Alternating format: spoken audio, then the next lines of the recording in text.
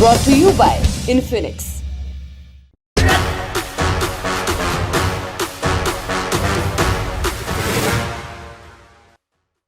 नमस्कार, सौरभ द्विवेदी नाम है हमारा और आप देखना शुरू कर चुके हैं लल्लन टॉप शो। कांग्रेस सांसद और पूर्व अध्यक्ष राहुल गांधी के लिए मुश्किलें खत्म होने का नाम नहीं ले रही। पहले उनके लंदन वाले बयान पर हंगामा हुआ, तब कांग्रेस ने कहा यह अडानी के मुद्दे से ध्यान हटाने की सत्तारूढ़ दल भाजपा की कोशिश है। लेकिन अब उन्हें प्रधानमंत्री नरेंद्र मोदी पर दिए अपने बयान के चलते 2 साल की सजा भी हो गई। इसको रिफ्रेश कर देते हैं, उन्हें मोदी नाम वाले लोगों पर अपने बयान के चलते, इसमें उन्होंने सब धान 22 पसेरी तौल दिया, मुहावरे की भाषा में कहें तो सजा हो गई।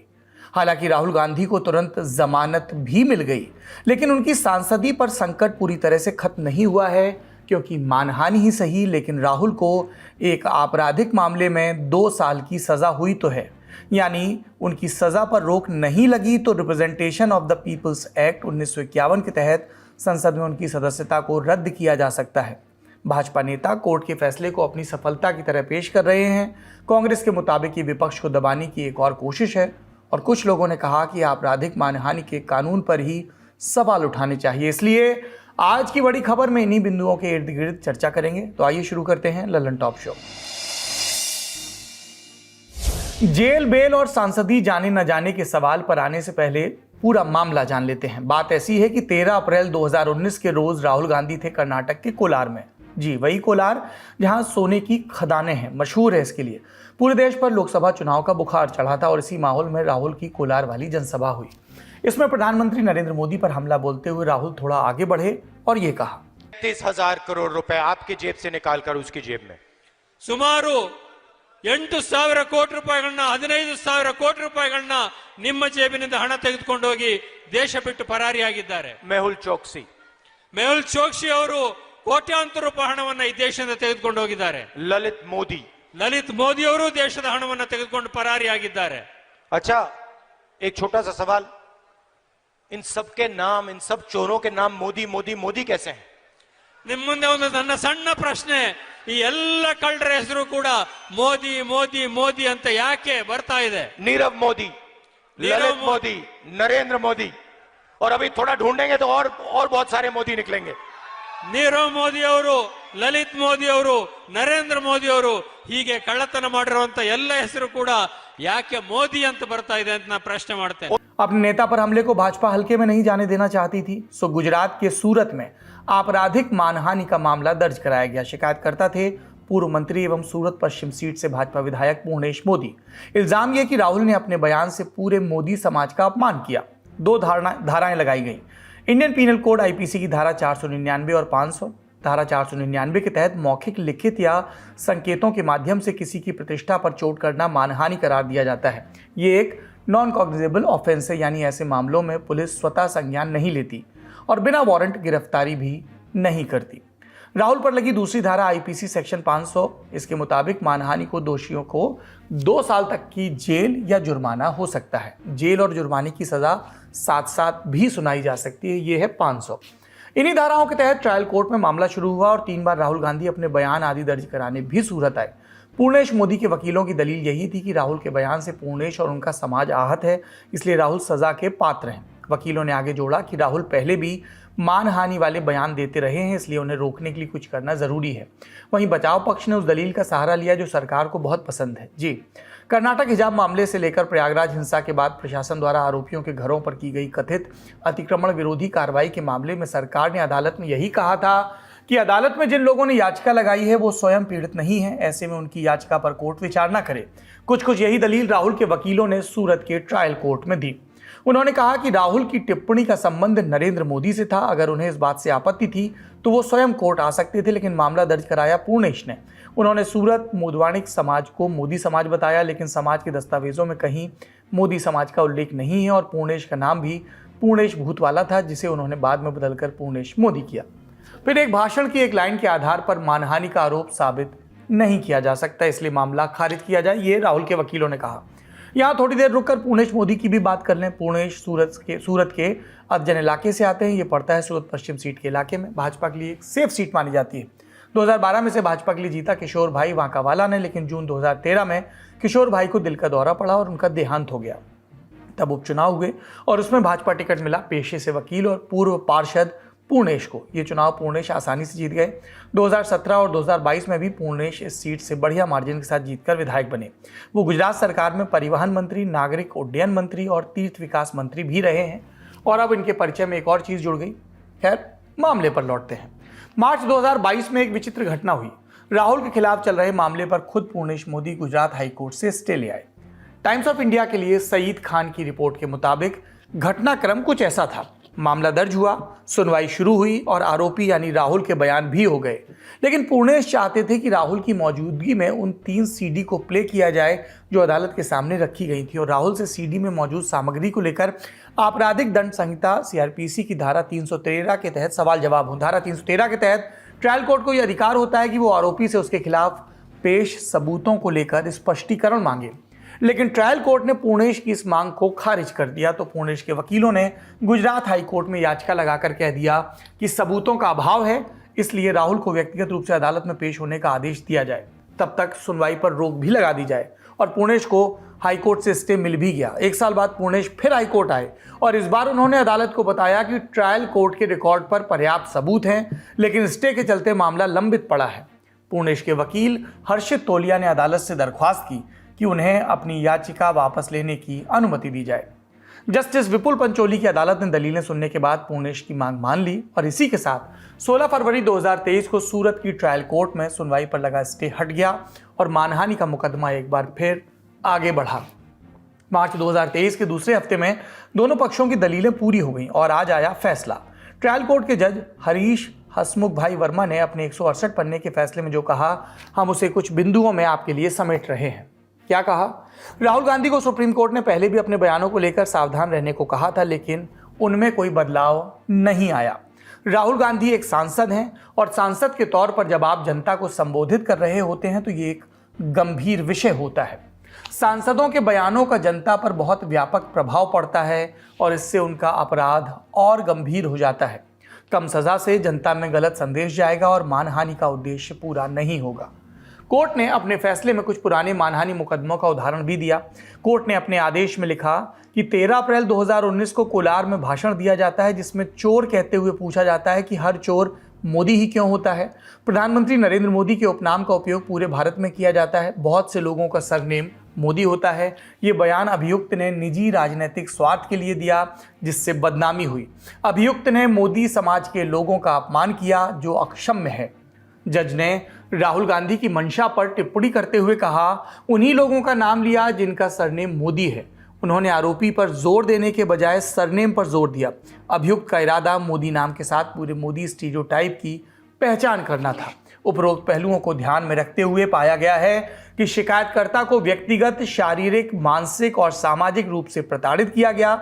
फैसले के आखिरी में जज ने लिखा, राहुल गांधी को आईपीसी की धारा 499 और 500 के तहत दोषी पाया गया और उन्हें 2 साल की सजा सुनाई जाती है। हालांकि साथ में यह भी कहा गया कि अभियुक्त पहले ऐसे किसी अपराध में दोषी नहीं पाए गए हैं और उन्हें 1 महीने की मोहलत दी जाती है ताकि वो ऊपरी कोर्ट में अपील कर सकें। तो राहुल को सजा के साथ साथ महीने भर की बेल भी मिल गई। इस फैसले पर शिकायतकर्ता पूर्णेश मोदी ने क्या कहा, आपको सुनवाते हैं। देखिए, फैसला जो आया है वो मैंने बताया कि सभी चोरों का उपनाम मोदी क्यों। इसके जो भाषण था कर्नाटक में चुनाव के दौरान 2019 में, तो वहाँ हमने यहाँ गुजरात में सूरत की कोर्ट में, न्यायालय में हमने याचिका दायर की थी और आज उनका जजमेंट आया है, फैसला आया है, तो फैसला का हम हृदय से स्वागत करते हैं। अच्छा, लेकिन दोनों ही साइड जिस तरीके से राहुल गांधी ने कहा कि माफी मांगने के लिए तैयार नहीं है, आपका क्या कहना है इसको लेकर? ये हमारा मामला नहीं, उनका मामला है। अब अच्छा, 2 साल की जो सजा का ऐलान हुआ है उससे खुश है आप लोग? नहीं, देखो, खुश ना खुश का सवाल नहीं है भाई, ये सामाजिक आंदोलन है। अगर किसी भी समाज के ज्ञाति को, किसी सरनेम को, किसी विशेष ज्ञाति जो प्रधान हमारा भारत है, उसके विरुद्ध में ऐसा बयान नहीं करना चाहिए और कुछ नहीं। स्वाभाविक है राहुल के वकील इस फैसले से संतुष्ट नहीं हैं, उनकी बात भी सुनिए। कोर्ट ने आज राहुल जी को आईपीसी कलम 499 और 500 के तहत उसको दोषी ठहराया गया और 2 साल की सजा सुनाई दी और वो सजा जो नियम मुजब मौकूफ कर दी गई 30 दिन के लिए ताकि वो इस जजमेंट के सामने अपील कर सके और उसको बेल दे दिया गया।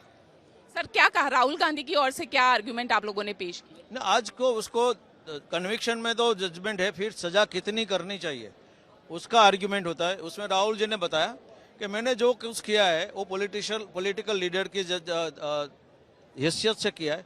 मेरी फर्ज बनती है कि देश में करप्शन हो तो उसको मैं खुला करूं। तो मैंने जो भी किया है वो मेरी पॉलिटिकल लीडर की फर्ज में आता है, वही किया है, इसके अलावा मैंने कुछ नहीं किया। कोर्ट ने अब क्या कहा है आगे? राहुल गांधी की ओर से आप लोगों का क्या स्टेप रहेगा? आगे appeal, that's the only way open. अच्छा, यहाँ से सीधा हाई कोर्ट में आप अपील? हाई कोर्ट नहीं जा सकते हम, सेशंस कोर्ट में अपील होगी। यदि सेशंस नहीं सुनती हमारी बात तो फिर हाई कोर्ट और सुप्रीम कोर्ट जा सकते हैं। वकीलों के बाद बारी है राजनीतिक प्रतिक्रियाओं की। कांग्रेस के साथ साथ कई विपक्षी पार्टियों ने बयान जारी कर केंद्र की नरेंद्र मोदी सरकार पर विपक्ष को दबाने के आरोप लगाए। ये तानाशाही नहीं तो और क्या है। एक मजबूत योद्धा जो लड़ रहा था लोकतंत्र के लिए भ्रष्टाचार के खिलाफ, किस साजिश के साथ भाजपा ने उसे फंसाया है। मैं सिर्फ इतना कह सकता हूं, हम न्यायिक अपील भी करेंगे, लेकिन इतिहास अपने को दोहराता है। सन 1978 में इंदिरा जी के साथ भी यही हुआ था। 80 में इंदिरा जी लौट के आई थी, सरकार परास्त हुई थी। 2023 में राहुल गांधी के साथ हो रहा है, 2024 में प्रबल बहुमत के साथ लौट के आएंगे। तब ये नहीं बचेंगे मोदी जी, आपके मित्रगण जिन्होंने देश को लूटा है, आप बचा लो 1 साल। देखिए, राहुल गांधी जी की पार्टी से हमारे काफी मतभेद हैं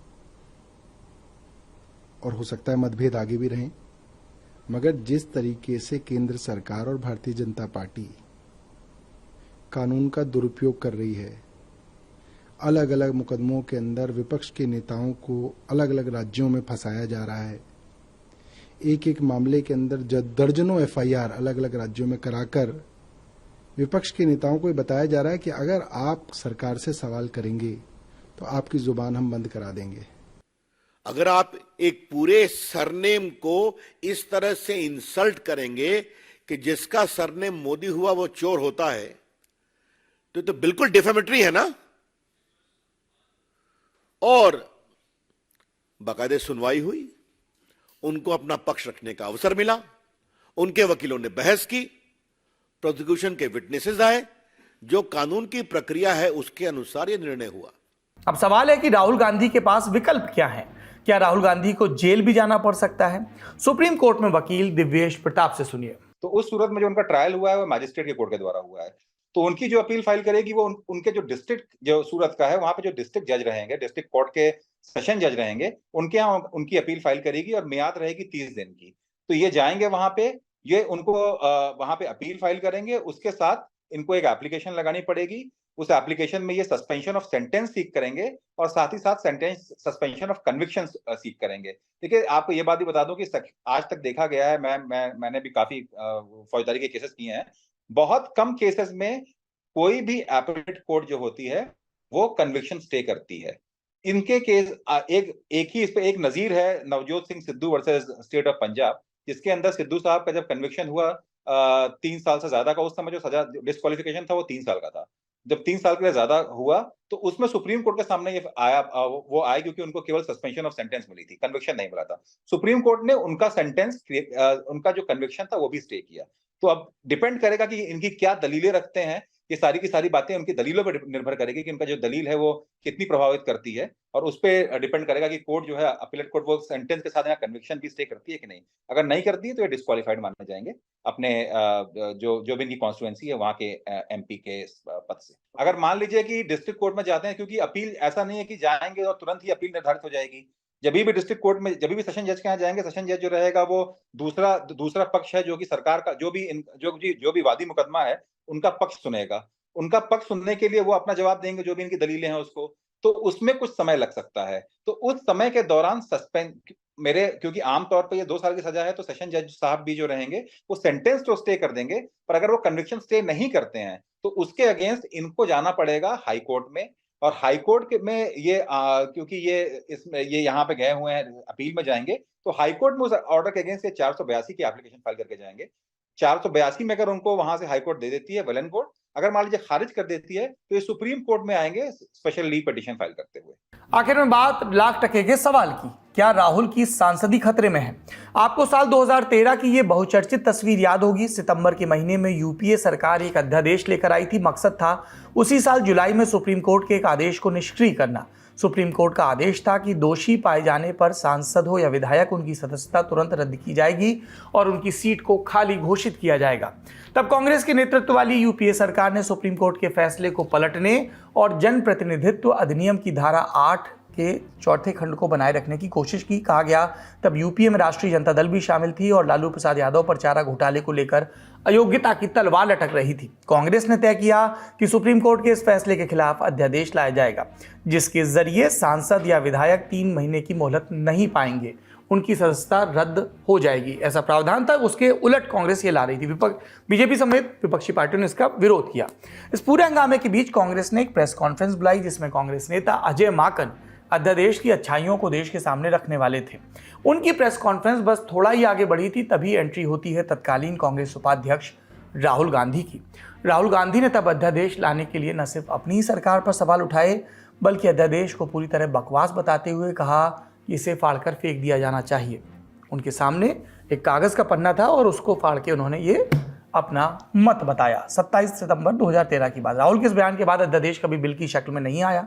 जब राहुल गांधी प्रेस कॉन्फ्रेंस कर यूपी सरकार के अध्यादेश को बकवास बता रहे थे, उस समय तत्कालीन प्रधानमंत्री और कांग्रेस नेता मनमोहन सिंह अमेरिका के दौरे पर थे। इस घटना के बाद राहुल ने मनमोहन सिंह को भी चिट्ठी लिखकर अपना पक्ष बताया था, जिसके बाद अक्टूबर 2013 में यूपीए सरकार ने इस अध्यादेश को वापस ले लिया था। लोग कह रहे थे कि अगर उस दिन राहुल गांधी ने यूपीए सरकार के फैसले का विरोध नहीं किया होता तो आज उनकी सांसदी पर कोई मुसीबत नहीं आई होती। पर समर्थक कह रहे हैं कि वो तब भी इस चीज़ के खिलाफ थे कि अदालत से सज़ा पाए लोगों को कोई राहत मिले, और अब भी। तो पक्ष विपक्ष के अपने अपने तर्क हैं। इन सब के बीच अदालत का एक फैसला है, पर फैसले और भी हैं। एक नज़ीर सुनिए। लिली थॉमस बना भारत संघ केस, इसमें सुप्रीम कोर्ट का फैसला। राजनीतिक भ्रष्टाचार पर लगाम लगाने के लिए सुप्रीम कोर्ट ने उस मामले में फैसला सुनाया कि किसी सांसद या विधायक को सजा हो जाती है तो सदस्यता रद्द हो जाए। पहले ये नियम 3 साल की सजा पर था, बाद में संशोधन कर इसे 2 साल कर दिया गया। साथ ही सजा होने पर 6 साल तक व्यक्ति चुनाव नहीं लड़ सकता, ये प्रावधान भी बताया गया। हाल में सपा के आजम खान और बीजेपी के विक्रम सैनी की सदस्यता जाना इसी का उदाहरण था। ये दोनों उत्तर प्रदेश विधानसभा के विधायक थे। इस नियम के तहत पहली सदस्यता कांग्रेस सांसद और पूर्व केंद्रीय मंत्री राशिद मसूद की गई थी। बाद में ये सब कानून का हिस्सा हो गया। Representation of the people's act या जनप्रतिनिधित्व एक्ट 1951 की धारा 8 कहती है कि इस मामले में सब कुछ जो है वो बता दिया गया। और एक्सपर्ट इस पर क्या कह रहे हैं वो भी जान लीजिए। देखिए, राहुल गांधी जी का जो फैसला आया है वो 2 साल तक की उनको सजा सुनवाई गई हुई है। उस सूरत में उनको अब और क्या होता है, एक सेक्शन है 389, 389 सेक्शन है। 389 सेक्शन के अंदर अगर मान लीजिए किसी को सजा हो जाती है तो उसको बेल का प्रावधान दिया गया है जब तक कि उसकी अपील लंबित हो तब तक के लिए। पर जिस ऑफेंस के अंदर 3 साल से कम की सजा होती है, उसमें जो कोर्ट सजा करती है उसके पास अधिकार होता है कि वो व्यक्ति को उसके कंडक्ट को दिमाग में रखते हुए जब तक कि अपील फाइल करने की मियाद है तब तक के लिए उसको बेल दे दे। पर बेल देने का मतलब ये नहीं हो गया कि आदमी का कन्विक्शन स्टे हो गया। तो राहुल गांधी जी को अभी मैंने पढ़ा जैसा, और क्योंकि मैं जजमेंट पर डिटेल में पढ़ नहीं पाया हूं, जजमेंट अभी आया है सूरत की कोर्ट के द्वारा, तो उनको जो सजा दी गई है उसका केवल उनका सेंटेंस को स्टे किया गया है, पर कन्विक्शन बरकरार है। तो 2 चीजें हैं, एक पहलू है कन्विक्शन और एक पहलू है सेंटेंस। उनका सेंटेंस को अभी स्टे कर दिया गया है, पर वो कन्विक्ट माने जाएंगे, जिसके तहत section 8 of representation of people's act के अंदर जो भी अगर वो पार्लियामेंट को ऑफिस होल्ड कर रहे हैं या कोई भी ऑफिस होल्ड कर रहे हैं इलेक्टोरल, तो वो ऑफिस से उनको डिस्क्वालीफाई कर दिया जाएगा। और यही नहीं, वो जो डिस्क्वालिफिकेशन रहेगा वो सजा खत्म होने के 6 साल तक भी बाद में उनका पीछा नहीं छोड़ेगा। वो मुकदमा वो इलेक्शन लड़ने के लिए उनको 6 साल का जो बफर पीरियड रहेगा वो भी उसके लिए भी मेंटेन करना पड़ेगा। तो समझ लीजिए, अगर मान लीजिए वो 2023 में जेल जाते हैं और 2025 तक जेल में रहते हैं, तो वो अगला इलेक्शन 2031 के पहले नहीं लड़ पाएंगे। तो बात साफ है, राहुल गांधी को राहत मिलने के आसार तो हैं, लेकिन अगर तमाम कानूनी विकल्पों के बाद राहुल को राहत नहीं मिलती तो सांसद ही नहीं जाएगी, बल्कि अगले 6 साल तक चुनाव लड़ने पर भी रोक लग जाएगी।